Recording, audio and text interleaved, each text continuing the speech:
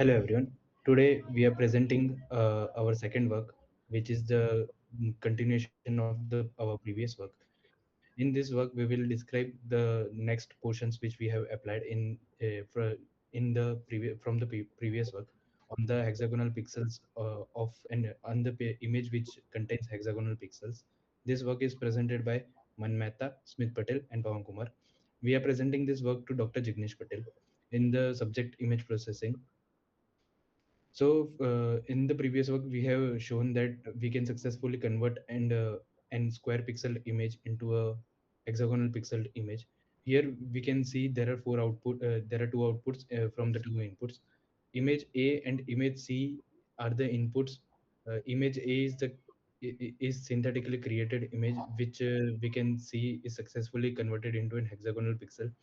The image we are seeing in the image B is the figure B is the hexagonal output when after the conversion. This viewer is this viewer is given by the Hexnet framework. Similarly, for image C, we can see the image is converted into an hexagonal pixel. But to see the hexagonals clearly, we have zoomed into the image so that we can see the hexagonal outputs of the image. Here, in this work, our objectives will be to experimentally validate how hexagonal pixel operations on two distinct tasks. The first task will be able to apply salt and pepper noise on hexagonal pixel grid and evaluate it with using PSNR. The second task will be to compress hexagonal images using hexagonal fast Fourier transform and evaluate it using MSE. Then we will test everything on a 10 by 10 scale 10 by 10 grayscale image, and also on a high resolution real world image. Firstly, hexagonal pixel operations will be the operation one will be the noise modeling on hexagonal pixels as we have discussed earlier, and operation two will be the frequency domain compression. Noise modeling pixels. We first we will convert a square image into an hexagonal pixel image with the help of Hexnet framework. Then we will apply salt and pepper noise, which will be random black and white pixels on an image. Then we will inject the noise. Then we will inject the noise on a hexagonal grid. Then we will apply the median filter to remove the noise from the image, and we will evaluate that with using the PSNR. Here we have evaluated PSNR with square pixel image and hexagonal pixel image to compare the results. Noise patterns on hexagonals generally differ from square grid. Hexagonal arrangement affects how noise distributes spatially. Standard 3 by 3 kernel is not good for hexagonal neighborhood because a hexagonal pixel has maximum of six neighboring pixels.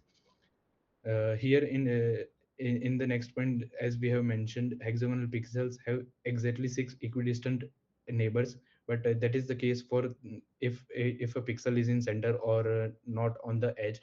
But if a pixel is in on the edge, then it might contain less neighboring pixels.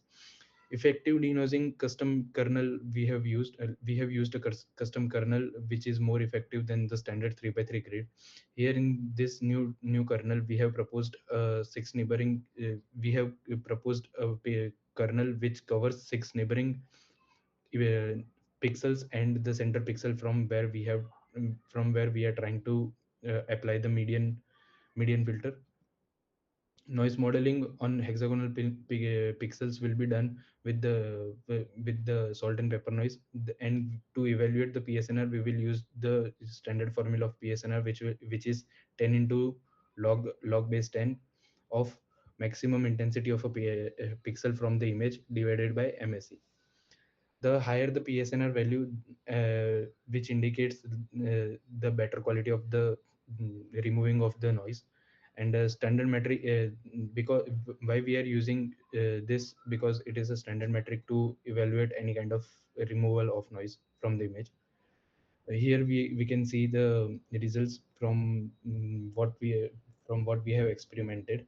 For 25% of the salt and pepper noise, we can see square grid gives 27.51 decibel of PSNR. value, and hexagonal grid 23.80 decibel of PSNR value, which we can safely say that PSN, the salt and pepper noise, is not as effective as, or the median filter is not as effective as it is on the square pixel grid. So it is somewhat closer, but it is not as good as square it is on square grid. So we need to find a more effective way to denoise the image which contains the square salt and pepper noise. The comparison is like this. We have created a synthetic image of 10 by 10, as we have seen in the first slide of recap. On that square grid, when we apply the same kind of noise, and when we apply the same kind of experiment, uh, we get that hexagonal grid performs better than the square grid. But in a real image, which we have taken of a Formula One car, the hexagonal grid perform worse than the square grid. Uh, both of the work was done on 25% intensity of uh, salt and pepper noise. Here, I conclude my part of the explanation. Now, I will like to hand this over to Mr. Manmeta. All right, Smith. Thank you for continuation. So, as Smith just said that we have used the noise, salt and pepper noise. So we took another task regarding the compression of an image. So based on the compression, we usually use the fast Fourier transform, and instead of that, this time we opted for the as we required the let the particular pixels in a square form to apply the fast Fourier transform. But since we are using the hexagonal based pixels, we required another technique which is a hexagonal based fast Fourier transform. So what we've done, just as we are having a grid of pixels and hexagonal has 6 nearby neighbors. So based on that, we have to arrange the spatial pixel data. And regarding of that, we have to apply some kind of a tech that we can apply our fast Fourier transform on. So we what do we? The tech is nothing but here the mask, which we fetch from a particular set of numbers, apply it here on the nearby pixels, and due to which the operation is happened, and based on that we again apply the inverse hexagonal fast Fourier transform, which provides us the spatial image back to us, right? And the evaluation metrics we've used is the mean squared error. So based on that, we'll be evaluating how much better our image performs. Okay. So we have seen the results were seen that we overall require 13.4 fewer samples as expected, that if we are using a square pixels, the hexagonal grid covers more space, and based on that it requires a lesser space. So it is obvious thing that it will require fewer samples and performs better as it has more neighbors. And the data reduction was a huge difference. We have seen that it was around 90%. That I mentioned the results in the slides further. There is a huge difference seen in the overall size, while the image remains almost similar to the human naked eye. Okay. So yes, this is the simpler form of mean square error. This is nothing newer in that. It generally compares both of the overall the images we have to do and do operations on, and based on that the mean square error has been calculated. Okay, so these are the results. Once I'm getting the original image, as the mentioned before, the salt and pepper noise that was applied here was similarly that it is the same image. So here I having the original image, and in between I'm getting the magnitude spectrum, which I also shown there. And based on that, I have there is a compressed recreation after the inverse fast Fourier transform. So you can see that the mean square is a very huge here, around 600. So like it shows that the original compared to original image, there's a lot of difference in that, and the image seems to be exactly the same as it was before. So there's a huge difference in that. Okay, so these are quantitative results. These are overall shows that whatever the we have taken several type of data for this overall operations we have carried out. So some of them are gray, and there are synthetic data, like they were considered square pixels, and based on which we have done some kind of operations, and another way images or real world images. So overall, the synthetic data might have reduced size as well, and the reduction was seen in around 58%, and the real world images had like the S1 F1 car had been seen what around 61.5%. That's a calculated over a huge data. So like I've been compressing several images. That kind of result might have been seen in the science.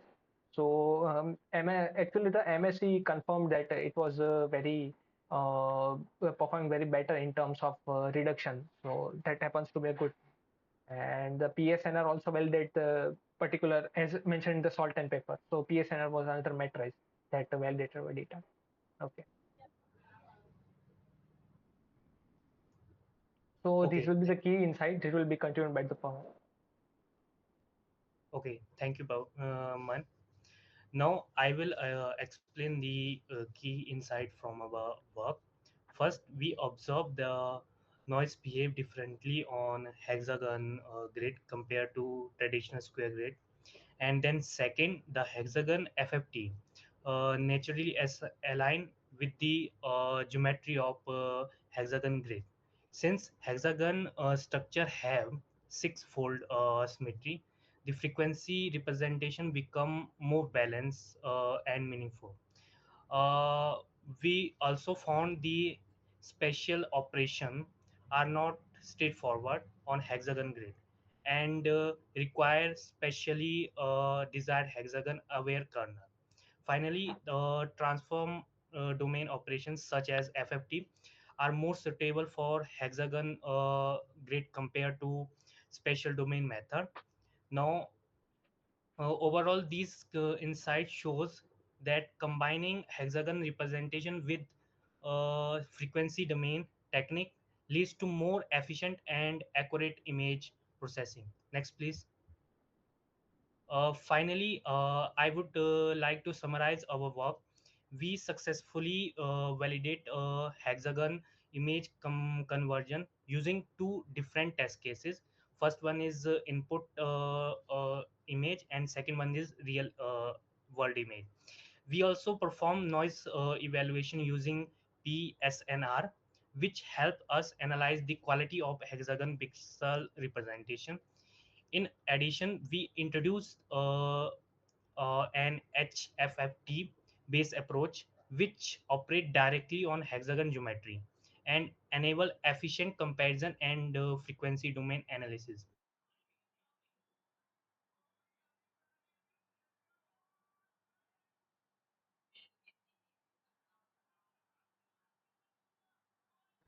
Overall, our work demonstrate that combining hexagon representation with frequency domain technique improve both efficiency and understanding of image processing on hexagon grid. Next, please. Now, in conclusion part, our study shows that hexagon pixel grid behave differently from traditional square grid, especially in term of noise interaction and spatial relationship.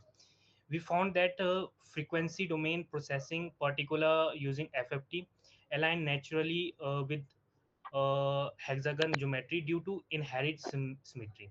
However, special operation on hexagon grid are more complex and require a specially designed kernel to handle the unique neighborhood structure. To evaluate the performance, we use matrices such as PSNR and MSC, which prove effective in assessing the quality of hexagon image processing.